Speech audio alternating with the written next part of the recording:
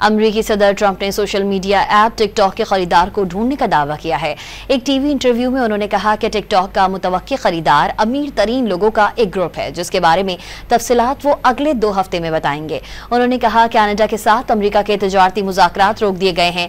ये मुज़ाकरात इसी वक्त शुरू होंगे जब कनाडा कुछ जरूरी टैक्सेस को हटाएगा। अमरीकी सदर ट्रंप ने सोशल मीडिया ऐप टिकटॉक के खरीदार को ढूंढने का दावा किया है। एक टीवी इंटरव्यू में उन्होंने कहा कि टिकटॉक का मुतवक्की खरीदार अमीर तरीन लोगों का एक ग्रुप है, जिसके बारे में तफसीलात वो अगले 2 हफ्ते में बताएंगे। उन्होंने कहा कनाडा के साथ अमरीका के तिजारती मुज़ाकरात रोक दिए गए हैं। ये मुज़ाकरात इसी वक्त शुरू होंगे जब कनाडा कुछ जरूरी टैक्सेस को हटाएगा। अमरीकी सदर ट्रंप ने सोशल मीडिया ऐप टिकटॉक के खरीदार को ढूंढने का दावा किया है। एक टीवी इंटरव्यू में उन्होंने कहा कि टिकटॉक का मुतवक्की खरीदार अमीर तरीन लोगों का एक ग्रुप है, जिसके बारे में तफसीलात वो अगले 2 हफ्ते में बताएंगे।